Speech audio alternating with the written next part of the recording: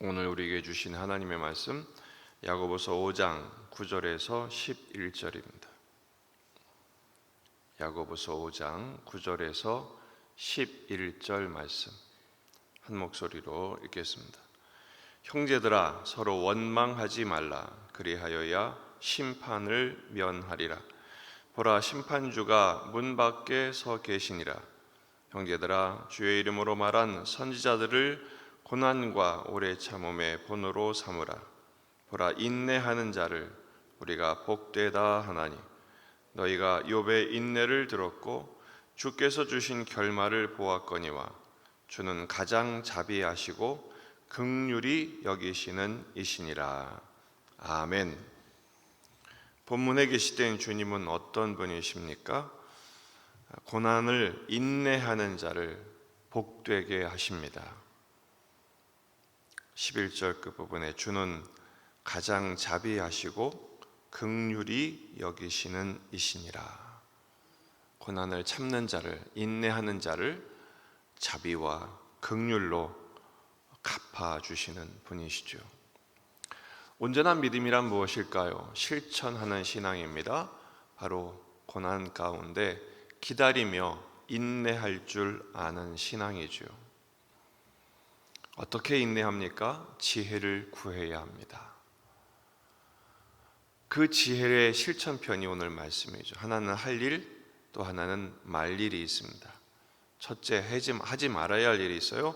형제들아, 서로 원망하지 말라. 고난을 참아낼 때 하지 말아야 될 일이 있는데 원망하지 않는 것입니다. 그저 원망할 수 있는 거 아닙니까?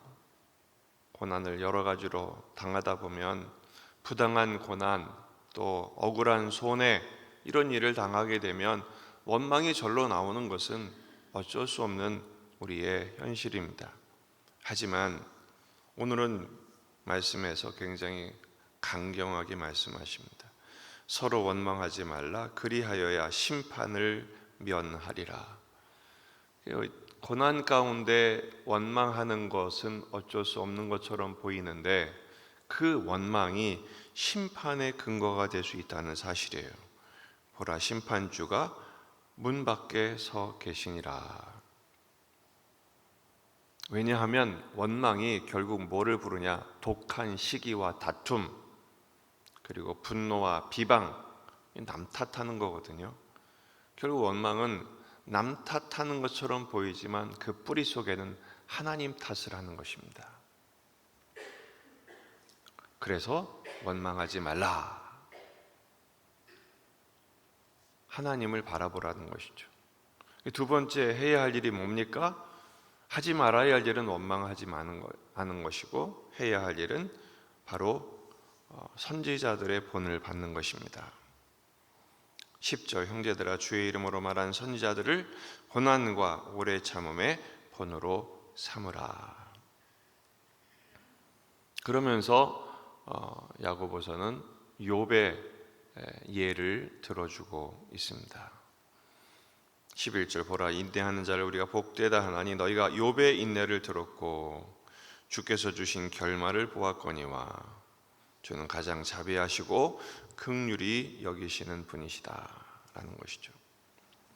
욥이 인내했죠, 고난 가운데. 그런데 가만히 욥기서를 묵상해 보면 원망까지 안 했는가? 그렇지 않습니다. 물론 처음에는 주시니도 여호와시요 거두시니도 여호와시라, 오직 하나님만 영광을 받으실 것이라, 찬송 받으실 것이라 놀라운 고백을 했죠. 하지만 시간이 지나서 친구들이 공격을 하고 그 고난이 전방위적으로 왔을 때 결국 욥은 자신의 생일을 저주합니다. 차라리 나지 않았더라면 좋았을 것을.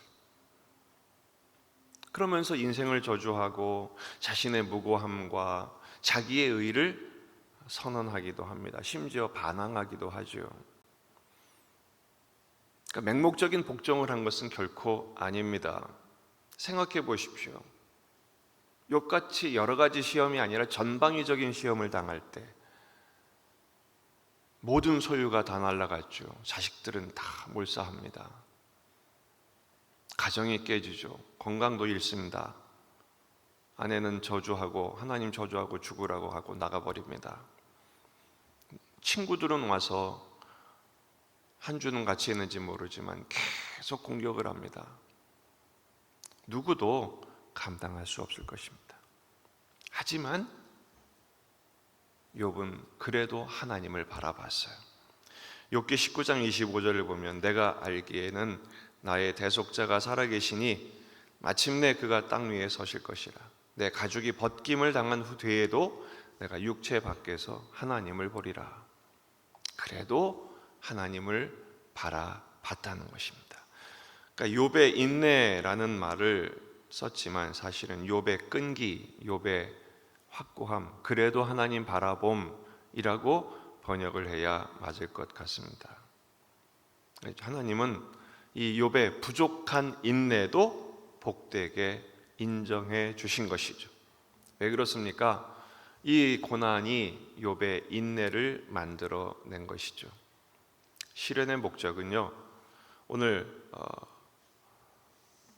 인내하는 자를 우리가 복되다 이렇게 말씀하셨는데 두 가지 점에서 인내를 복으로 해석할 수 있습니다. 첫째는 이 고난이 복된 존재를 빚어냅니다. 욥은 42장 4절 이하에서 이렇게 결국은 마침내 고백을 하죠. 내가 말하겠사오니 주는 들으시고 내가 주께 묻겠사오니 주여 내게 알게 하옵소서. 내가 주께 대하여 귀로 듣기만 하였사오나 이제는 눈으로 주를 배움나이다. 그 과정을 통해서 욥을 빚어내신 것이죠. 전에는 귀로 듣기만 했는데 이제는 눈으로 주를 뵙습니다. 그러므로 내가 스스로 거두어드리고 티끌과 재 가운데에서 회개하나이다. 온전하지 못한 그의 인내, 때로는 반항도 하고 저주도 하고 그렇게 했던 자신에 대하여 하나님 앞에서, 거룩하신 하나님 앞에서 회개하지요. 그래서 그는 십자가의 고난을 해석할 줄 알게 되고 그 부활의 믿음으로 하나님 바라보는 존재가 된 것입니다.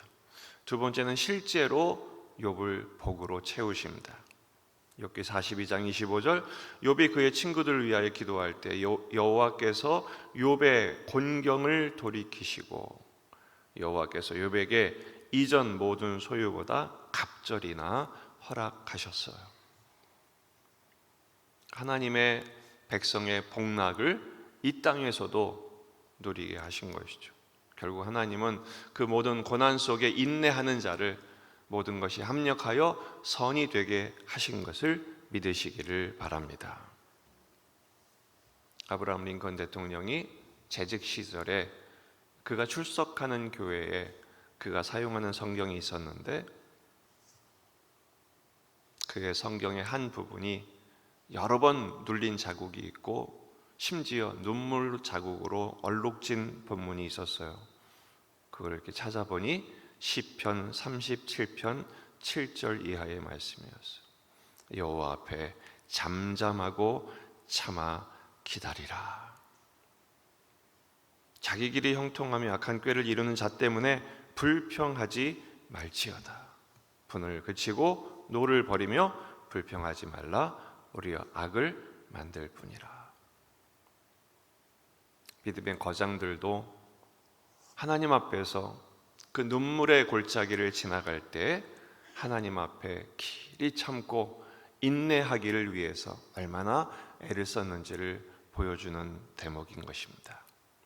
우리 예수님도 그 앞에 있는 기쁨을 위하여 십자가를 참아내셨습니다. 신앙은 버티는 것입니다. 믿음으로 참아내는 것입니다. 인내하는 자를 복되다고 선포하신 주님께서 한량없으신 주님의 자비와 긍휼로 우리를 붙들어 주실 것입니다. 기도하며 기대하며 기다림으로 오늘을 감당해 내십시다. 이 믿음으로 승리하는 저와 여러분이 되기를 주의 이름으로 축원합니다. 기도하시겠습니다. 말씀을 붙들고 우리 자신과 가정과 교회와 이 지역의 복음화, 민족의 복음화, 세계 복음화를 위해서, 환우들을 위하여, 군에 있는 아들들을 위하여 기도하십시다. 전쟁이 멈추도록, 또 오늘 저녁 금요 기도회를 위해서 또 주일을 준비하며 또 주일날 있을 재직 노회 연합 재직 수련회를 위해서도 기도해 주시길 바랍니다. 다 같이 기도하겠습니다.